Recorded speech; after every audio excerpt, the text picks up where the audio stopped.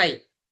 Germany ഒപ്പയർ വിസയ്ക്ക് നിങ്ങളുടെ appointment എങ്ങനെ വെയിറ്റിംഗ് ലിസ്റ്റിലേക്ക് ആഡ് ചെയ്യാന്നുള്ളതാണ് ഈ ഒരു വീഡിയോയിലൂടെ നിങ്ങളുമായി ഷെയർ ചെയ്യുന്നത്. ഞാൻ സ്ക്രീൻ ഷെയർ ചെയ്യാം. ഗൂഗിൾ സെർച്ചിലേക്ക് പോവുക, ജർമ്മനി അപ്പോയിന്റ്മെന്റ് എന്ന് കൊടുക്കുക. അപ്പോയിന്റ്മെന്റ് എന്ന് കൊടുക്കുമ്പോൾ ഇതുപോലെ ഒരു ഇന്റർഫേസിലേക്ക് ആയിരിക്കും വരുന്നത്. visa.vfsglobal.com. അതിൽ ബുക്ക് നൗ എന്നുള്ള ഓപ്ഷൻ കൊടുക്കുക.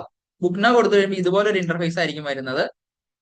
ഈ ഒരു ഇന്റർഫേസിൽ നിങ്ങൾ ആദ്യമായിട്ട് ചെയ്യുന്നവരാണെന്നുണ്ടെങ്കിൽ I don't have an account എന്നുള്ളത് കൊടുത്ത് നിങ്ങളുടെ അക്കൗണ്ട്, നിങ്ങളുടെ ഇമെയിൽ ഐ ഡിയും ഫോൺ നമ്പറും ഒക്കെ കൊടുത്ത് അക്കൗണ്ട് ആക്ടിവേറ്റ് ചെയ്യണം. അതിനുശേഷം മാത്രമേ ഈ ഒരു പോർഷൻ ചെയ്യാൻ പറ്റുള്ളൂ. ഇത് ഞാനിപ്പോൾ ലോഗിൻ ചെയ്യുന്നുണ്ട്. ലോഗിൻ ചെയ്തതിന് ശേഷം നിങ്ങളുടെ ഡാഷ്ബോർഡിലേക്ക് വരിക.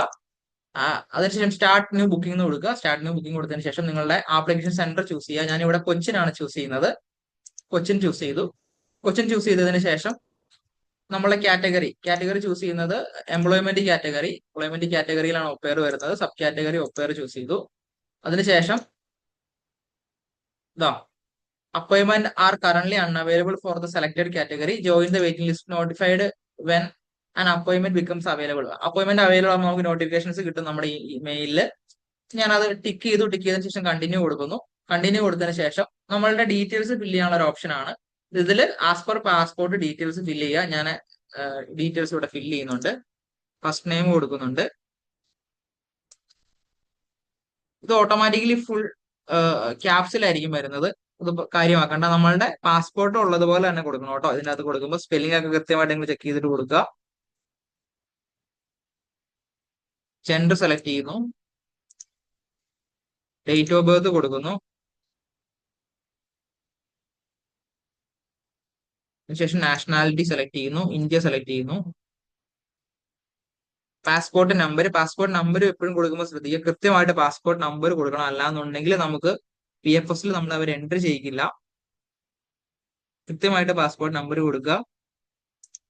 അതിനുശേഷം പാസ്പോർട്ട് എക്സ്പയറി ഡേറ്റ് കൊടുക്കുക.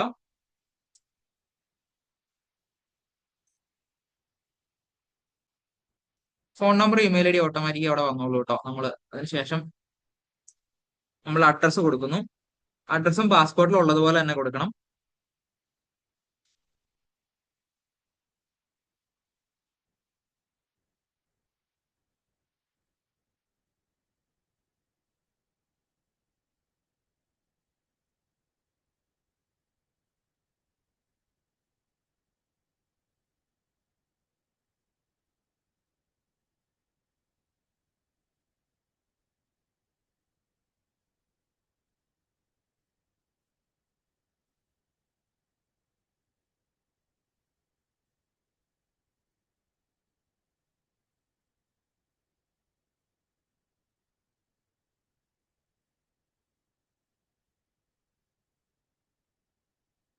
സ്റ്റേറ്റ് കേരള കൊടുക്കുക. നിങ്ങളെ സിറ്റി എന്നുള്ളിടത്ത് നമ്മളുടെ ഡിസ്ട്രിക്ട് ആണ് കേട്ടോ കൊടുക്കേണ്ടത്. കൊടുത്തു. പക്ഷെ പിൻകോഡ് കൊടുക്കുക 695502. ഓക്കെ, സേവ് ചെയ്യാം. സേവ് ചെയ്ത് കഴിയുമ്പോൾ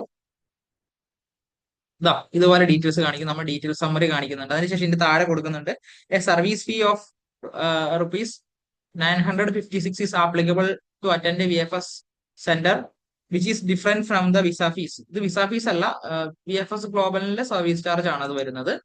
നമുക്ക് അപ്പോയിന്റ്മെന്റ് എടുക്കുമ്പോൾ നമുക്കത് കൊടുക്കാനുള്ള ഒരു എമൗണ്ട് ആണ്. അതിനുശേഷം നമ്മൾ ഡീറ്റെയിൽസ് ഒന്നുകൂടി ചെക്ക് ചെയ്ത് നോക്കുക.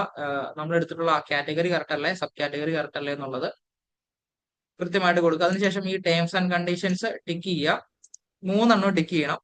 ഫസ്റ്റത്തെ ടേംസ് ആൻഡ് കണ്ടീഷൻസും അതുപോലെ തന്നെ കമ്മ്യൂണിക്കേഷൻസിന്റെ ഓപ്ഷണൽ വാല്യൂ ആഡഡ് സർവീസസ് ആണെന്നുള്ളതും അതുപോലെ തന്നെ വെയിറ്റിംഗ് ലിസ്റ്റ് കൺഫർമേഷനും കൊടുക്കുക. അതിനുശേഷം ഇത് കണ്ടോ, please check your dashboard occasionally and emails for slot availability.